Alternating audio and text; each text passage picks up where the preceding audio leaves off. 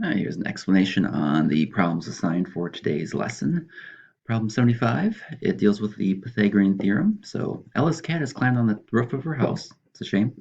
Can't get down. The roof is 24 feet above the ground, so that's one side of my triangle. Also, the fire department has set up a 28-foot ladder to climb to rescue the cat. It does say, though, the ladder, it does not just rest against the top corner of the house. When you put a ladder up, you typically extend it a little further.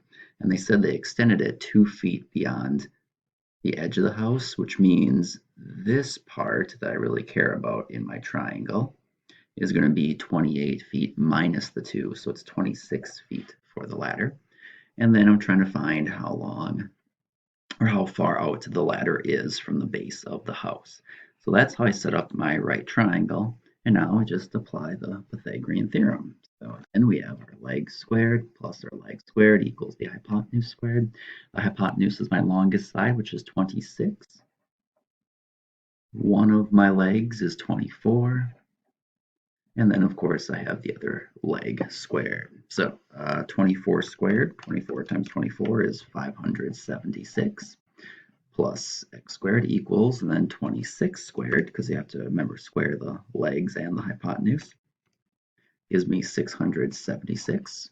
And then to get x squared, or the x's by themselves, I subtract 576 from both sides, which gives me x squared equals, oh, how about that, exactly 100.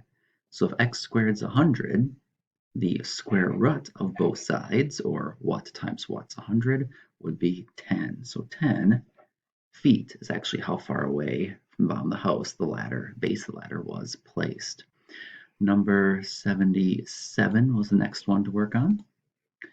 And that one says we have a cube with a volume of 50 cubic centimeters.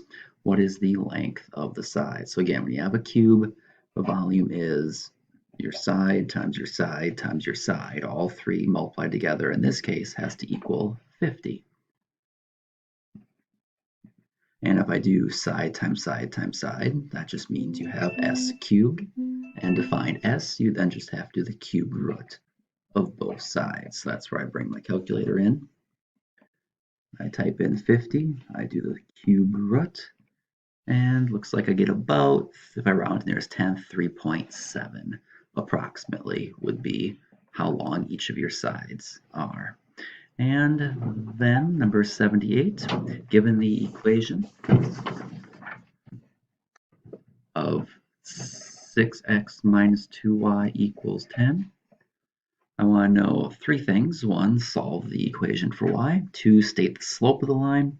And three, graph the line. Well, when it says solve for y, the reason it does that is because what I'm trying to do is write a linear equation, which we have seen this year can be in the form of y equals m times x plus b. So my goal is to get y all by itself. So I'm going to take this 6x and I'm going to subtract 6x's from both sides. That's then going to leave me with negative 2y's equals, I'm going to put the x's first because I like to have the x's before the y-intercept. And then we also have the positive 10. So I haven't solved for y yet. I've solved for negative 2y. So now to get a single y, I have to divide every term by negative 2, which will leave me with 1y equals 3x minus 5, because 10 divided by negative 2 is negative 5. So this actually tells me everything I need.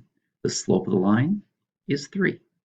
And the graph, well, negative 5 is the y-intercept. 1, 2, 3, 4, negative 5. And if it goes up 3, that means when you go over 1, it goes up 3. When you go over 1, it goes up 3, and you get your graph.